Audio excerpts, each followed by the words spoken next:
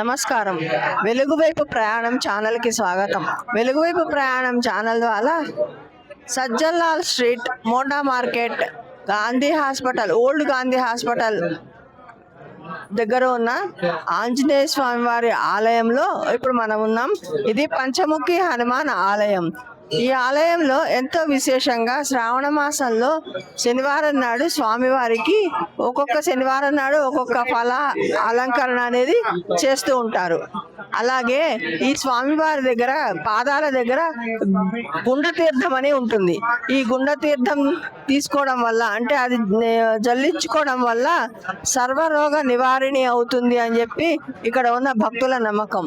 Gandhi hospital ఇక్కడ ఉన్న సమయంలో రోగులందరూ కూడా గాంధీ హాస్పిటల్కి వచ్చి అక్కడ డాక్టర్లకు చూపించుకునే ముందర ఇక్కడ స్వామివారికి దర్శనం చేసుకుని స్వామివారికి వారి వారి కష్టాలను విన్నవించుకుని, ఆ రోగాలను విన్నవించుకుని, స్వామి మాకు ఈ రోగాలను తగ్గించండి అని చెప్పి స్వామిని ప్రార్థించుకుని వెళ్ళి ఆ ట్రీట్మెంట్కి డాక్టర్ల దగ్గరికి వెళ్ళేవారట.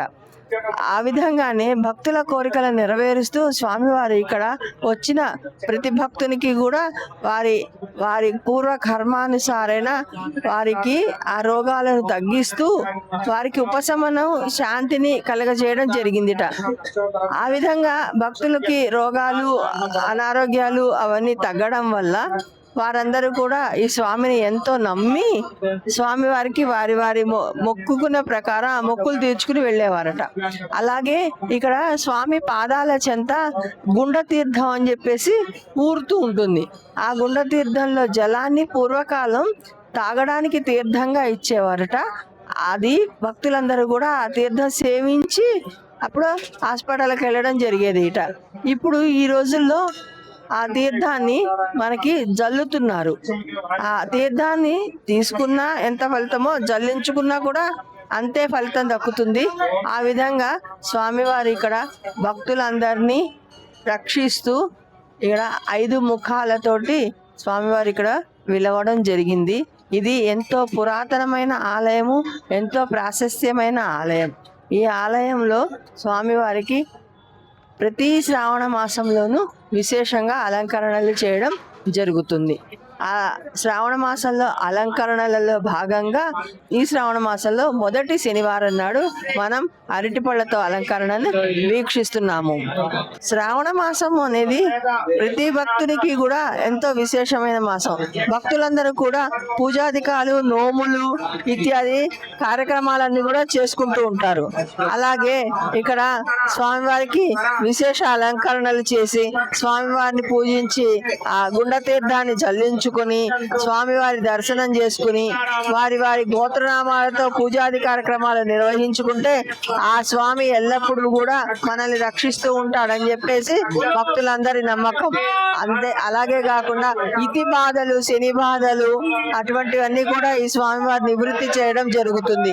ఎందుకంటే ఈ కలికాలంలో శని బాధలు తొలగించుకోవాలంటే ఆంజనేయ స్వామి వారిని మనం ఎక్కువగా ప్రార్థించాలి అని అంటారు. అలా ఈ ఆంజనేయ స్వామి వారి ఆలయంలో ఎంతో భక్తి శ్రద్ధలతో భక్తులందరూ కూడా స్వామివారిని పూజిస్తూ కొలుస్తూ ఉన్నారు. వారి వారి కోరికలను నెరవేర్చుకుంటూ ఉన్నారు. ఈ వారం అరటిపళ్ళ అలంకరణతో మనం స్వామివారిని వీక్షించాము. వచ్చే వారం మరొక ఫల అలంకరణతో మరలా ఈ స్వామివారిని మనం వీక్షిద్దాం. ఈ ఆలయం యొక్క విశిష్టతని ఇక్కడ ఈవో గారైన అన్నారావు గారి ద్వారా వారి మాటల్లో మనం తెలుసుకుందాం. నమస్కారం అండి, నా పేరు అన్నారావు. నేను ఎండోమెంట్ డిపార్ట్మెంట్లో గ్రేడ్ 2 ఎగ్జిక్యూటివ్ ఆఫీసర్గా పనిచేస్తున్నాను. ఈ పంచముఖ ఆంజనేయ స్వామి దేవస్థానం అటువంటి దేవస్థానం ఎత్తులో చాలా పురాతనమైన దేవస్థానం. ఇది సుమారు 250 సంవత్సరాల కింద స్వామివారు ఇక్కడ స్వయంభూగా వెలిసినటువంటి దేవస్థానము.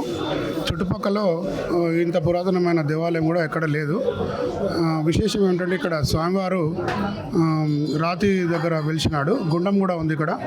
అయితే ఇక్కడ దేవస్థానం యొక్క ప్రాశస్త్యం ఏంటంటే ఎవరైనా భక్తులు రుగ్మతతో బాధపడేవాళ్ళు, అనారోగ్య కారణంగా ఉన్నవాళ్ళు స్వామివారి దగ్గరకు వచ్చి ఇక్కడ తీర్థం ఇస్తారు. ఆ తీర్థం సేవించినట్లయితే వారి యొక్క రుగ్మతలన్నీ ఇదైపోతాయి. తర్వాత ఇక్కడ గతంలో గాంధీ హాస్పిటల్ ఉండేది. గాంధీ హాస్పిటల్ ఎదురుగా పంచముఖ ఆంజనేయ స్వామి దేవస్థానం అనేది ప్రతిదీ ఇక్కడ.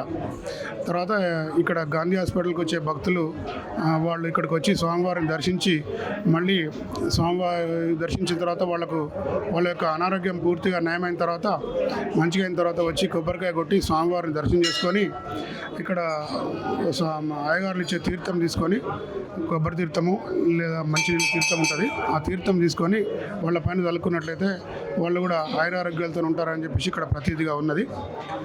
నేను ఇక్కడ 2022 సంవత్సరం నుంచి ఎగ్జిక్యూటివ్ ఆఫీసర్గా పనిచేస్తున్నాను.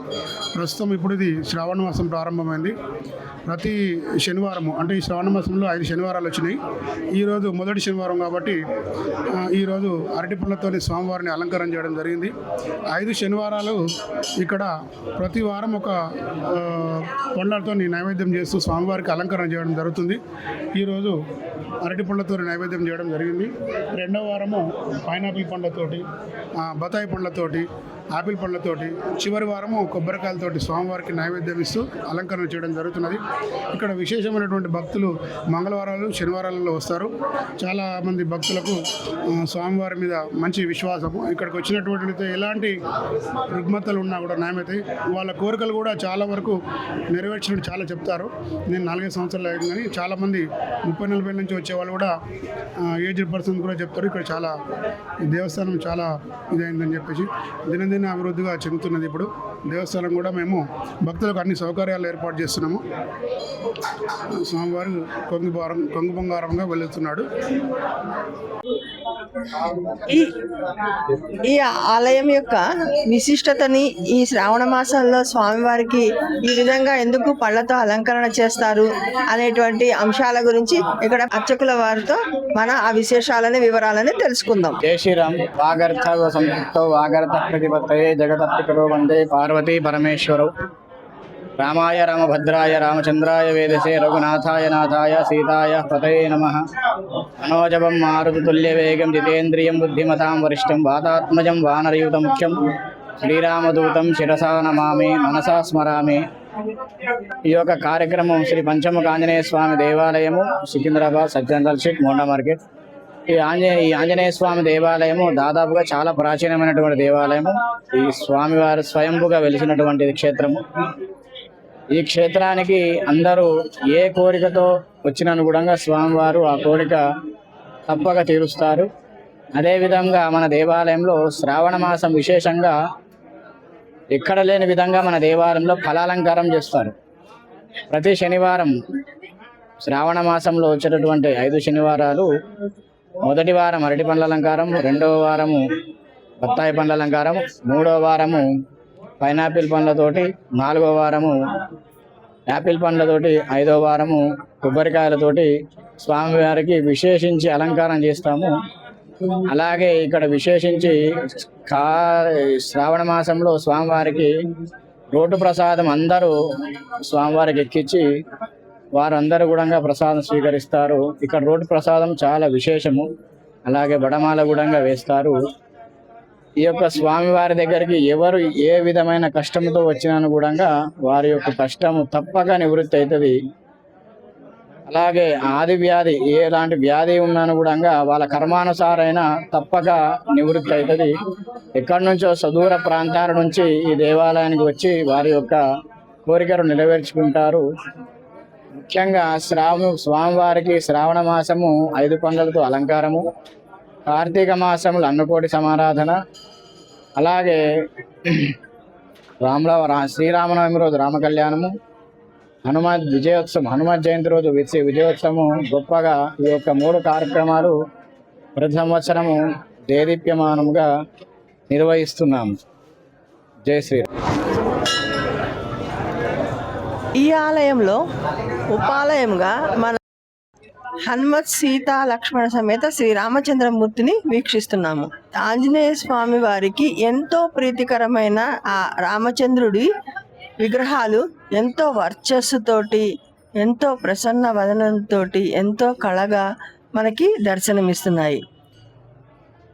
ఆంజనేయ స్వామి పూజ చేస్తే రాముల వారు తప్పక అనుగ్రహిస్తారు అని అంటారు. అలాగే రాముల వారిని ఎక్కడ మనం కొలుస్తున్నామో అక్కడ ఖచ్చితంగా హనుమంతుడు రామనామ జపం చేస్తూ ఆ స్వామి చుట్టూ ప్రదక్షిణ చేసుకుంటూ ఆ స్వామి పాదాల చెంతనే ఉంటాడు అనడానికి నిదర్శనంగా మనము ఇక్కడ పంచముఖి ఆంజనేయ స్వామి వారి ఆలయంలో ఇక్కడ ఉన్న హనుమ సీత లక్ష్మణ సమేత శ్రీ రామచంద్రుణ్ణి మనం వీక్షిస్తున్నాము.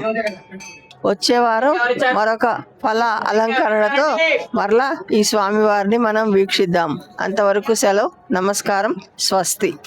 మన ఛానల్లో ప్రసారమవుతున్న అన్ని భక్తి కార్యక్రమాలు మరియు ఇతర కార్యక్రమాల లింకు మీ మొబైల్కి రావాలి అనుకుంటే డిస్క్రిప్షన్లో ఉన్న మా వాట్సాప్ గ్రూప్లో జాయిన్ అవ్వండి. అన్ని భక్తి కార్యక్రమాలు మిస్ కాకుండా వీక్షించండి. ఆ భగవంతుని కృపకు కరుణకు పాత్రులవ్వండి. మా కార్యక్రమాలను వాట్సాప్ గ్రూప్లోను, టెలిగ్రామ్ గ్రూప్లోను మరియు ఫేస్బుక్ పేజ్లోను కూడా వీక్షించవచ్చు.